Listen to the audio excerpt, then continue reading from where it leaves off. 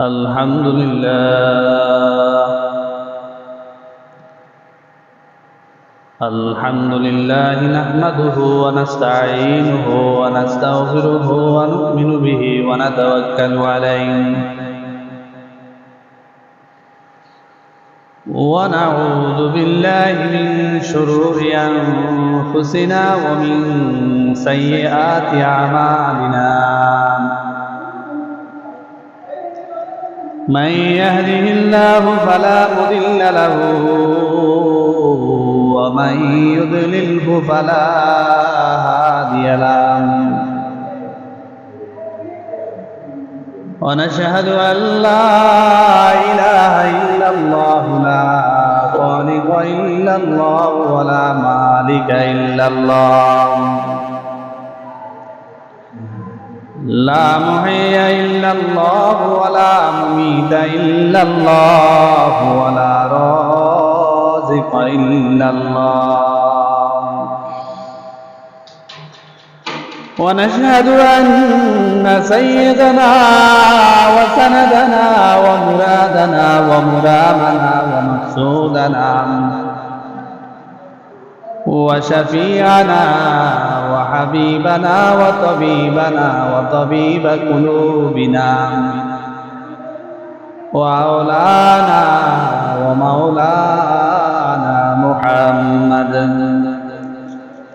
أما بعد فأعوذ بالله من الشيطان الرجيم بسم الله الرحمن الرحيم وإن جاهداك على أن تشرك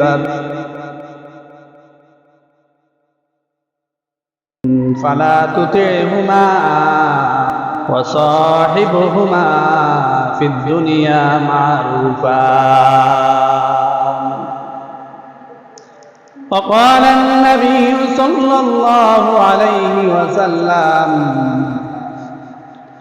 رضا ربي في رضا الوالدين وسخط ربي في سخط الوالدين أو كما قال عليه الصلاة والسلام درشد اللهم صل على محمد وعلى آل محمد كما صليت على إبراهيم وعلى آل إبراهيم إنك حميد مجيد اللهم بارك على محمد وعلى آل محمد كما باركت على إبراهيم وعلى آل إبراهيم إنك حميد مجيد جزى الله أن محمدا ما هو أهله جزى الله أن محمدا ما هو أهله الحمد لله আল্লাহ পাকের দরবারে অসংখ্য অনাদি শুকর যে মহান রব্বুল আলামিন আমাদেরকে অদ্যাবধি পর্যন্ত সুস্থতার সাথে আল্লাহর ঘরে আসার তৌফিক দান করেছেন এজন্য মহান মালিকের দরবারে শুকর আদায় করি আলহামদুলিল্লাহ।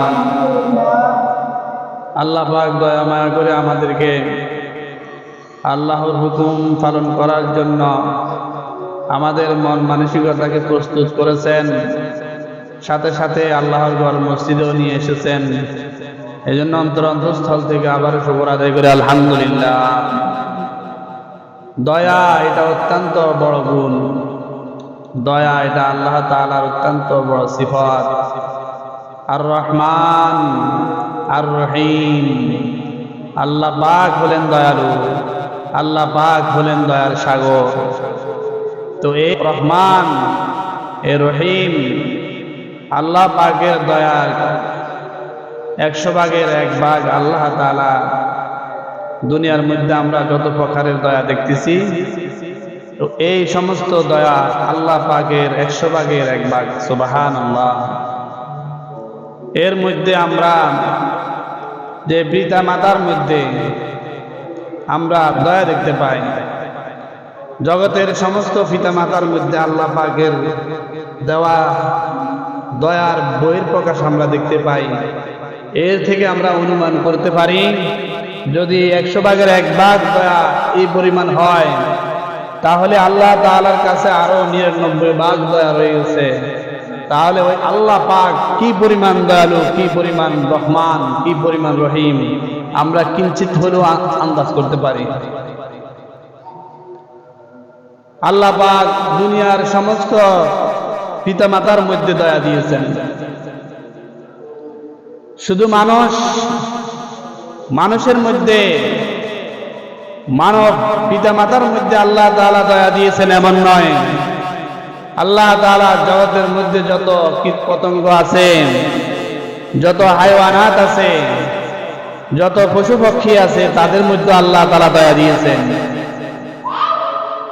আল্লাহর দয়ার অংশ তাদের মধ্যেও আছে। যেমন একটা চড়ুই পাখির মধ্যে আল্লাহ পাক কি পরিমাণ দয়া দিয়েছেন, কি পরিমাণ দয়া দিয়েছেন। তার মধ্যে তো মানুষের মতন বোধ শক্তি নেই, তার মধ্যে তো মানুষের মতন জ্ঞান বুদ্ধি নেই। এই চড়ুই পাখির দিকে তাকাইলে আমরা দেখতে পাই তার মধ্যেও কি পরিমাণ দয়া আল্লাহ পাক দিয়ে দিয়েছেন। সে তার বাচ্চার জন্য কত সুন্দর করে একটা বাসা বানায়। চড়ুই পাখি তার বাচ্চার জন্য কত সুন্দর করে একটা বাসা বানায়। ওরে জগতের সমস্ত মানুষ এই ধরনের বাসা দেখে খুবই আশ্চর্য বোধ করে, কিভাবে আল্লাহ পাক এই ছোট্ট একটা পাখির মধ্যে এত জ্ঞান দিয়ে দিয়েছে, এত বুঝ দিয়ে দিয়েছে, এত সুন্দর করে সে কত সুন্দর করে একটা বাসা বানায়। এই বাসাটা তার বাচ্চার জন্য বানায়, সে থাকার জন্য বানায়, তার বাচ্চার জন্য সে বাসাটা বানায়। এবং তার বাচ্চাকে মুখের মধ্যে আদর নিয়ে তার বাচ্চাকে খাওয়ায়, মুখের মধ্যে পানি নিয়ে তার বাচ্চাকে সে লালন পালন করে।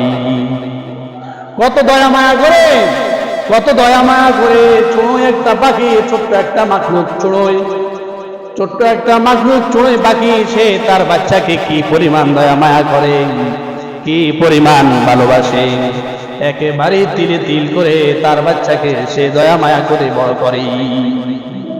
এই চড়ুই পাখি কত দয়া মায়া করে তার বাচ্চাকে লালন পালন করে, মুখে করে আদার নিয়ে খাওয়ায়, মুখে করে পানি নিয়ে খাওয়ায়।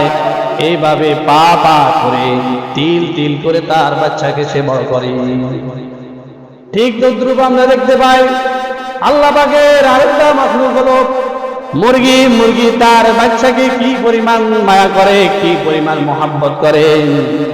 সর্বক্ষণিক মুরগি তার বাচ্চাদেরকে নিয়ে থাকে। শক্তিশালী বিড়ালের উপরে সে আক্রমণ করে তার বাচ্চাদেরকে হেফাজত করার জন্য। শক্তিশালী বিড়ালের উপর তার জান বাজি রেখে তার জানের কোনো পরোয়া করে না, তার জীবনের কোনো পরোয়া করে না। এই শক্তিশালী বিড়াল যে তাকে হত্যা করে ফেলবে, তাকে মেরে ফেলবে, এগুলার কোনো পরোয়া করে না। ওই বাচ্চাদেরকে হেফাজত করার জন্য শক্তিশালী বিড়ালের উপর আক্রমণ করে। আল্লাহ পাক কি পরিমাণ দয়া মায়া দিয়ে দিয়েছেন পিতা মাতার মধ্যে। শুধু মানুষের মধ্যে নয়, সমস্ত হায়ওয়ানাতের মধ্যে আল্লাহ পাক দয়া মায়া দিয়ে দিয়েছেন। আর মানুষ হলো আল্লাহ পাকের সর্বসেরা সৃষ্টি, মানুষ হলো আল্লাহ পাকের সর্বশ্রেষ্ঠ সৃষ্টি, সর্বশ্রেষ্ঠ মাখলুকাত হলো মানুষ। এই মানুষের মধ্যে আল্লাহ পাক দয়া মায়া দিয়ে দিয়েছে। কি পরিমাণ দয়া দিয়ে দিয়েছেন মানুষের মধ্যে, যে নিজে না পড়ে সন্তানকে ভরায়, নিজে না খেয়ে সন্তানকে খাওয়ায়, সন্তানের ভবিষ্যতের জন্য নিজের পুরা জীবনটাই বিসর্জন দিয়ে দেয়। সন্তানের সুন্দর ভবিষ্যতের জন্য নিজের পুরা জীবনটাকে বিসর্জন দিয়ে দেয় মা বাবা। এই জন্য আল্লাহ পাক পবিত্র কালামে হাকিমের মধ্যে আল্লাহ পাক পবিত্র কালামে হাকিমের মধ্যে মা বাবার কদর সম্পর্কে এত গুরুত্ব দিয়েছেন যেখানে আল্লাহ পাকের জাতের সত্তা সংযুক্ত, যেখানে আল্লাহ পাকের জাতের আলোচনা করেছেন, সাথে সাথে পিতা মাতার গুরুত্ব নিয়ে আলোচনা করেছেন। যেখানে আল্লাহ তার নিজের জাতের অস্তিত্ব নিয়ে আলোচনা করেছেন, সেখানে সাথে সাথে পিতা মাতার গুরুত্ব নিয়ে আলোচনা করেছেন। তাহলে এতে বুঝা যায় পিতা মাতার গুরুত্ব অপরিসীম। وَقَضَى رَبُّكَ أَلَّا تَعْبُدُوا إِلَّا إِيَّاهُ وَبِالْوَالِدَيْنِ إِحْسَانًا। আল্লাহ পাক বলে, ও দুনিয়ার মানুষেরা, তোমরা আমার ইবাদত করো, আমি আল্লাহর ইবাদত করো। তোমরা আমি আল্লাহর হুকুম মতে চলো, আমি আল্লাহর হুকুম মানো, আমি আল্লাহর কথা মতে চলো।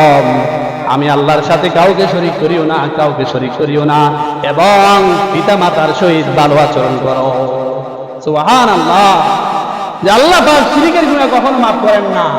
সবচেয়ে বড় গুনাহ হলো শিরক। আল্লাহ পাক বলছে শিরকের গুনাহ কখনো মাফ করবেন না। তো আল্লাহ পাকের সাথে কাউকে শিরক করার আলোচনা যেখানে করেছেন, সেখানে আল্লাহ তাআলা মা বাবার গুরুত্ব নিয়ে মা বাবার সাথে ভালো আচরণ করার জন্য বলেছে।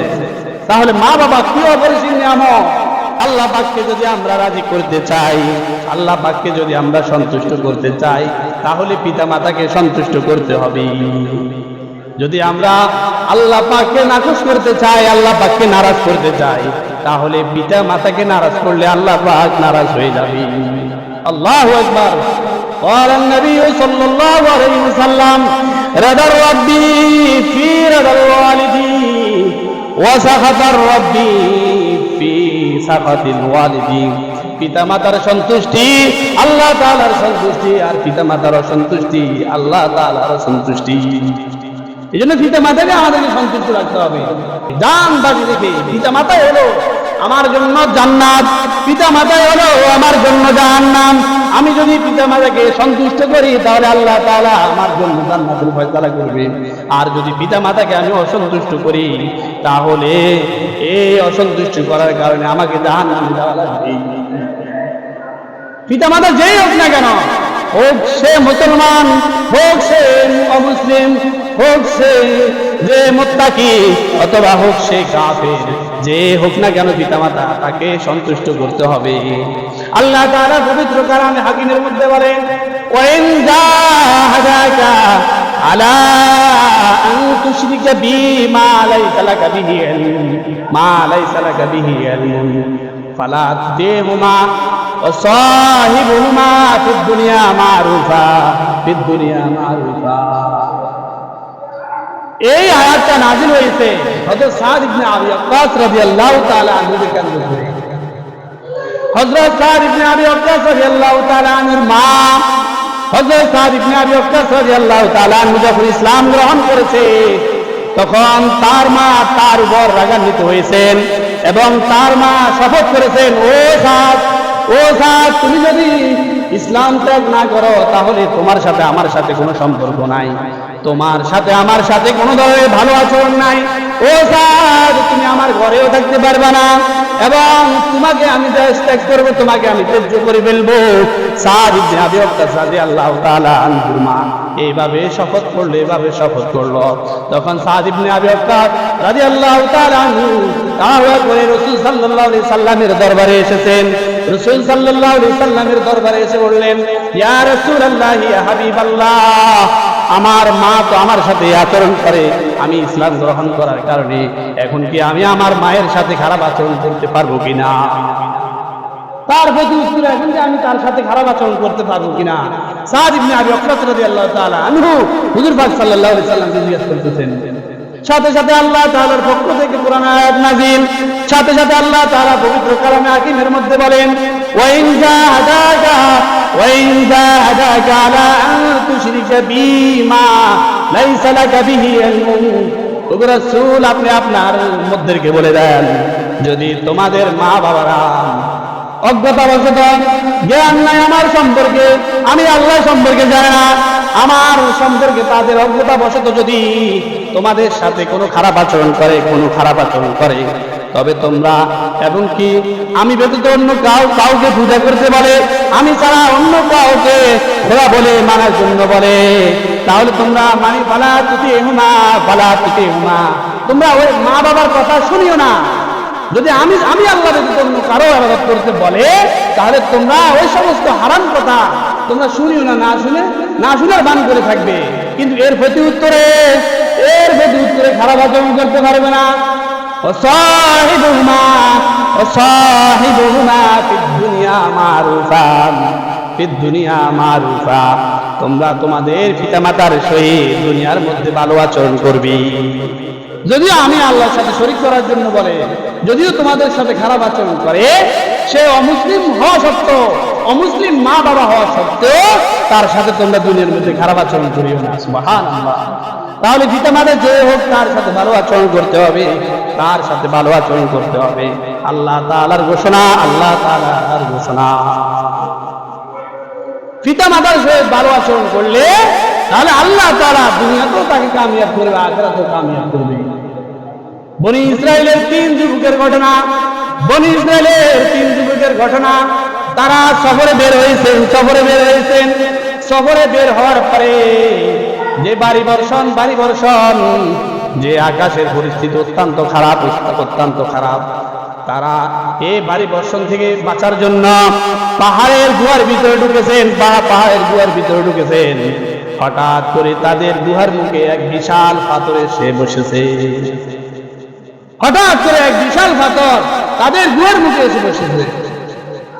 এমত অবস্থায় তিনজন যুবক আটকা পড়ে গেল।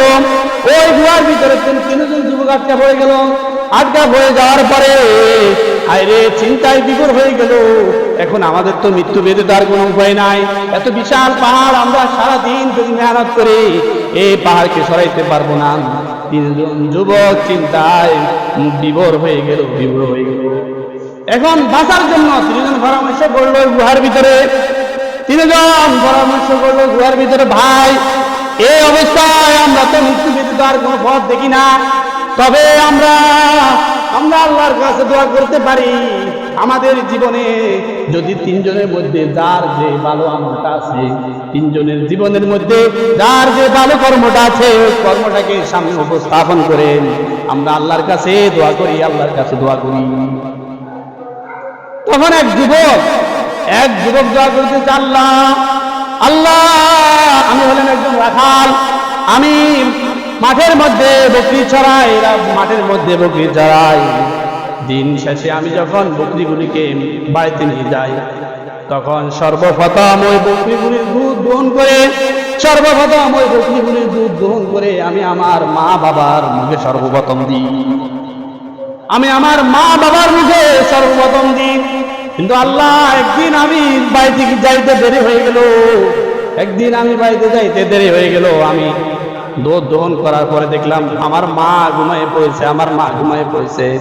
আল্লাহ আমি ওই দুধ হাতে নিয়ে সারা রাত দাঁড়িয়েছিলাম। আমার মাকে ঘুম থেকে জাগ্রত করলে আমার মা কষ্ট পাবে, এই জন্য আমি আমার মাকে ঘুম থেকে জাগাই নাই। আমি সারা রাত দুধের গ্লাস নিয়ে আমার মায়ের পাশে দাঁড়িয়েছিলাম। অবশেষে যখন আমার মা সকালবেলা উঠার পরে আমি আমার মাকে সর্বপ্রথম দুধ পান করাইলাম, এরপরে আমি খেলাম, আমার পরিবারকে খাওয়াইলাম। আল্লাহ যদি আপনার নিকটে আমলটা আমার পছন্দ হয়ে থাকে, ওগো আল্লাহ আপনার নিকট যদি আমার এই আমলটা পছন্দ হয়ে থাকে গো মাওলা, তাহলে আজকে আমাদেরকে এই অবস্থা থেকে পরিত্রাণ দেন, এই বিপদ থেকে আমাদেরকে উদ্ধার করে। তবে আল্লাহ তাআলার আরশের মধ্যে এক জ্বালা শুরু হয়ে গেছে। আল্লাহ তাআলার রহমের মধ্যে, আল্লাহ তাআলার দয়ার মধ্যে এক ধরনের কম্পন শুরু হয়ে গেছে। আল্লাহ তাআলা দয়া করে ওই পাথরকে একটুখানি সরাই দিয়েছে। সুবহানাল্লাহ। তখন তারা আসমানের আলো দেখতেছে, বাইরের আলো দেখতেছে। এভাবে দেখে তারা দিলের মধ্যে প্রশান্তি পেল। সাথে সাথে তাদের ওই দুইজনদের ছিল সাথে, তারাও তাদের জীবনের উত্তম দুইটা আমল নিয়ে আল্লাহ তাআলার কাছে দোয়া করেছে।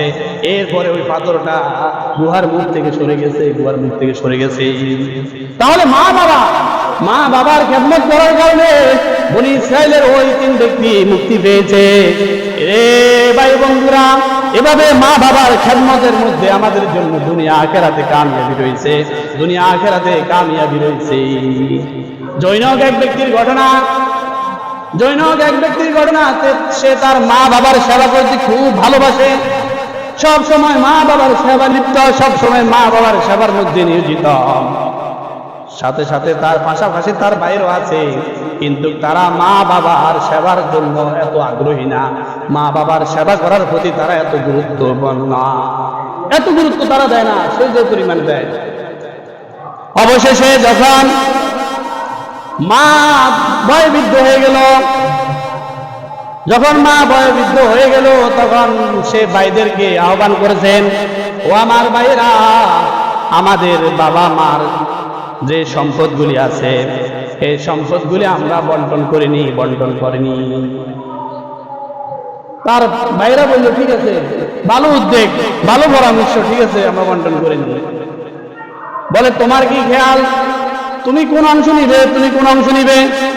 তখন ওই ভাই বলল, ভাইরা, আমার কোন অংশের প্রয়োজন নেই, বাবা মার সম্পদ যতটুকু আছে আপনারা সমান সমান করে ভাগ করে নেন, আমার দায়িত্বে আমার মা বাবাকে দিয়ে দেন, আমার দায়িত্বে আমার মা বাবাকে দিয়ে দেন। সুবহানাল্লাহ। বাকি ভাইরা সম্পদগুলি ভাগ করে নিল, আর সে ওই সম্পদ থেকে কোনো অংশ নিল না, সে নিল তার মা বাবাকে। এভাবে সারাদিন কর্ম করে, সারাদিন কর্ম করে, সন্ধ্যা হলে কর্ম থেকে এসে মা বাবার যতটুকু সেবা যত্ন করার প্রয়োজন সেবা যত্ন করে, এবং প্রতিদিন মা বাবার জন্য কিছু না কিছু ভালো খাবার নিয়ে আসার চেষ্টা করে। এভাবে চলতে লাগলো, এভাবে চলতে লাগলো, সে যথেষ্ট পরিমাণ মা বাবার সেবায় নিয়োজিত। অবশেষে তার মা ইন্তেকাল করলো, তার মাও দুনিয়ার থেকে বিদায় নিয়ে চলে গেল, তার মা দুনিয়ার থেকে বিদায় নিয়ে চলে গেল। এরপরে ওই যুবক একদিন স্বপ্নে দেখতেছে, কোন এক যুবক তাকে স্বপ্নের মধ্যে দেখাচ্ছে, ভাই অমুকখানে একটা চাটাই আছে, ওই চাটাই নিচে একটা স্বর্ণের দিনার আছে, তুমি ওটা নিয়ে আসো, তুমি ওটা নিয়ে আসো। সে সকালবেলা ঘুম থেকে উঠে হুবহু যেভাবে স্বপ্ন দেখলো সেভাবে চলে গেল, যাওয়ার পরে ওই চাটাই নিচে দেখতে পেল যে বাস্তবে একটা স্বর্ণের দিনার। এই স্বর্ণের দিনারটা নিল, নেওয়ার পরে সে ভাবতে লাগলো, অনেকদিন তো ঘরের মধ্যে সাধারণ খাবার খাই, স্ত্রী বাচ্চাদেরকে নিয়ে সাধারণ খাবার খাই, আজকে এই দিনারটা নিয়ে বাজারে গিয়ে ভালো কিছু আনার জন্য, ভালো কিছু যদি নিয়ে যাইতে পারি ঘরের মধ্যে, তাহলে বাচ্চাদেরকে নিয়ে খেতে পারবো। বাজারে গেল, দিনার নিয়ে যাওয়ার পরে এই দিনার নিয়ে বাজারে চলে গেল। বাজারে চলে যাওয়ার পরে একটা মাছ খরিদ করলো, মাছ খরিদ করলো। এই মাছটা বাড়িতে নিয়ে আসছে, বাড়িতে নিয়ে আসার পরে স্ত্রীকে বললো, একে রান্না করার জন্য প্রস্তুত করা।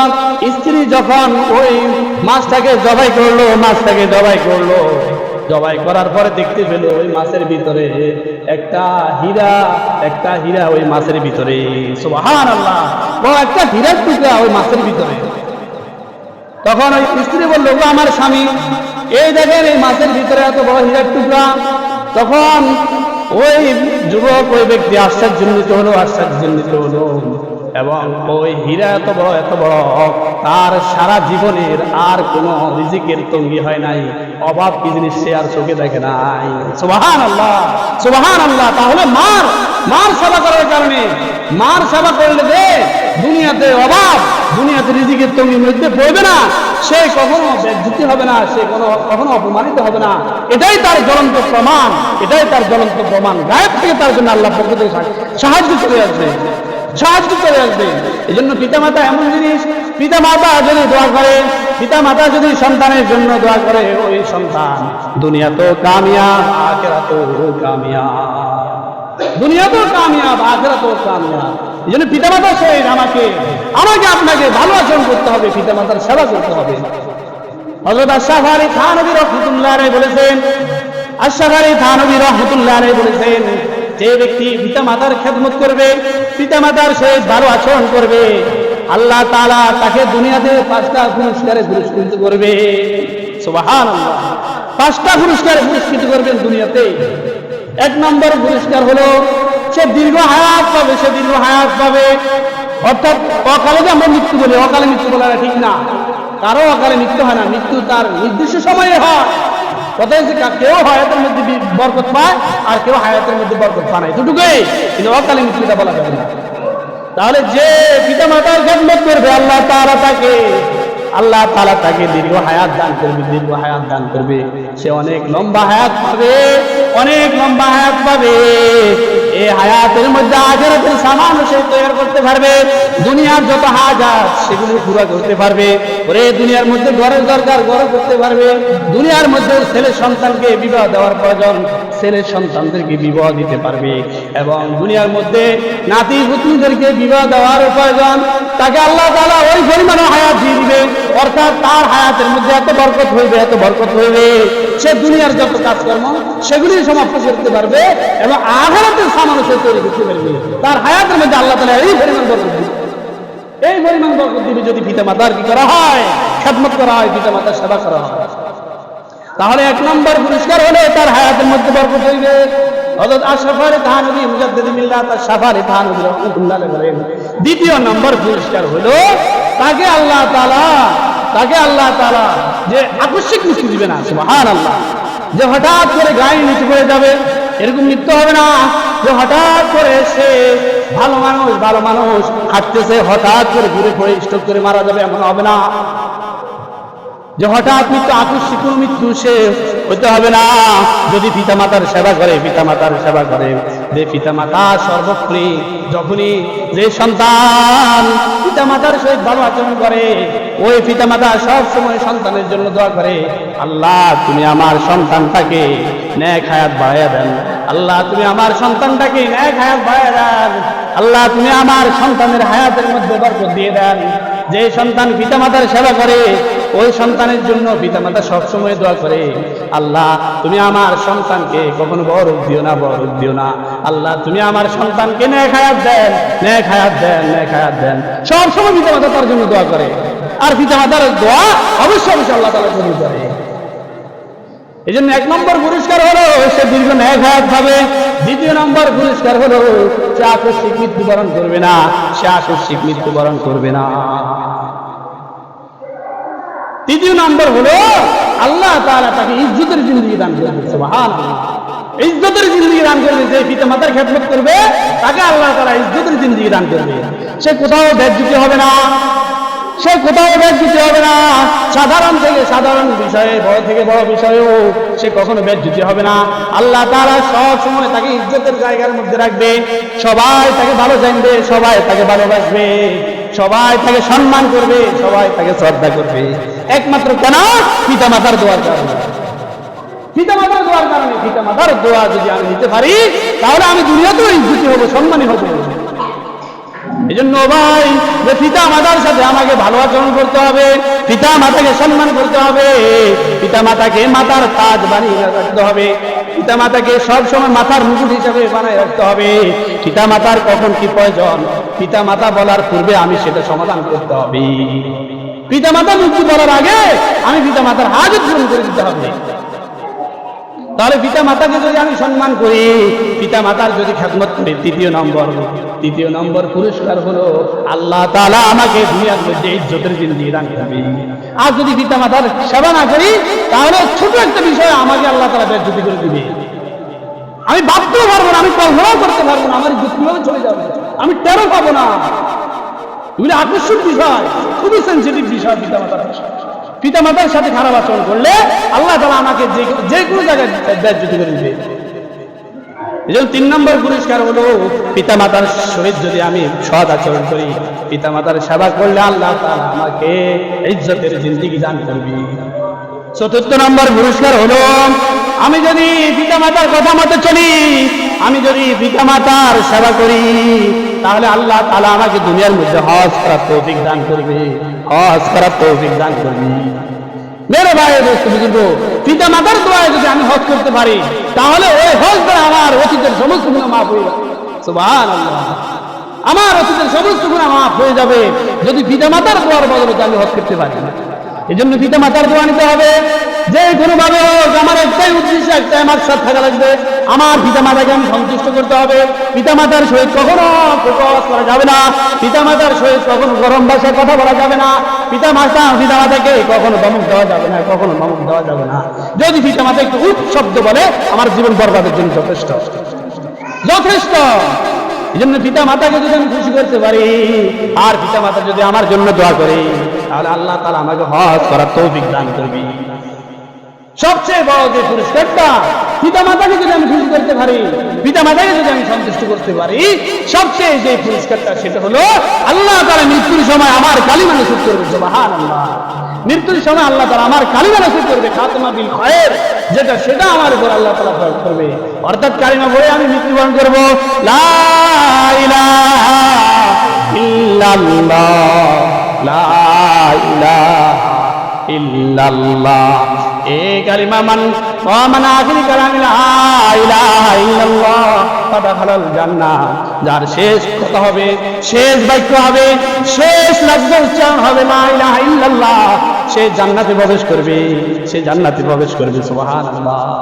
তাহলে পিতা মাতার খেদমত করলে আশরাফ আলী থানভী রাহমাতুল্লাহ আলাইহি বলেছেন, তাকে আল্লাহ তাআলা দুনিয়াতেই ফার্স্টটা পুরস্কার করবে।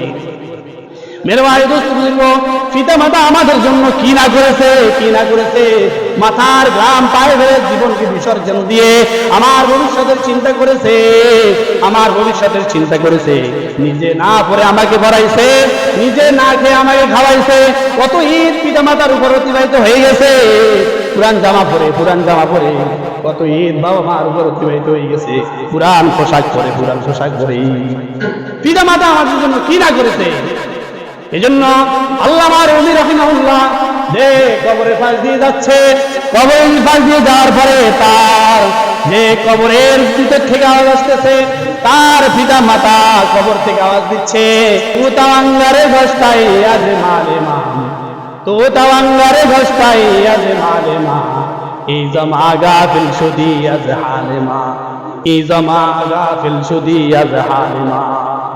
আল্লামা রুমি রাহমাতুল্লাহ বলেন, ও দুনিয়ার জগতের জওয়ান ভাই, ও জগতের জওয়ান বোনেরা, শুনে রাখি, যারা আমরা পিতা মাতাকে হারিয়ে ফেলছি, পিতা মাতা কবরে চলে গেছে, ওই পিতা মাতারা বলতেছে, ও আমার সন্তান, আমি দুনিয়াতে তোমার জন্য ঘর করে এসেছি, ও আমার সন্তান, আমি দুনিয়াতে তোমার জন্য, তুমি চলার জন্য তোমার সেই ব্যবস্থা করে এসেছি, তোমার জন্য ব্যবসার ব্যবস্থা করে এসেছি, তোমার জন্য দোকানপাটের ব্যবস্থা করে এসেছি।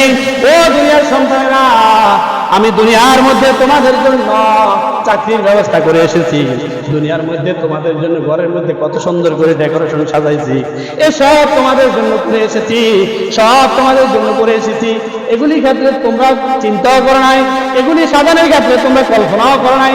তোমরা ছিলে ছোট, এগুলি আমরা মাথার গাম পায়ে ফেলে তোমাদের জন্য করে এসেছি। আজকে আমরা কবরস্থ হয়ে গেছি, আজকে আমরা কবরের বাসিন্দা। আমাদের দিকে একটু তাকাও, আমাদের দিকে একটু তাকাও। এজন্য আল্লামা রুমি রাহিমাহুল্লাহ বলেন, তাওয়াঙ্গারে ঘষ্টাই আজ মালেমা, এই জামা গাফিল শুদি আজ হালেমা, এই জামা গাফিল শুদি আজ হালেমা। এজন্য মেরে ভাই দোস্ত বুঝবো, আমাদেরকে চিন্তা করতে হবে, এই সাজানো গোছানো বাড়ি কে সাজাইছে? আমাদের পিতা মাতা সাজাইছে, তারা তো আজকে কবরস্থ। তাদের জন্য আমার কি করণীয়, তাদের জন্য আমাদের কি করণীয়? এই জন্য নামাজ পড়ে দোয়া করবো, রব্বির হামহুমা কামা রব্বায়ানি সগীরা, রব্বির হামহুমা কামা রব্বায়ানি সগীরা।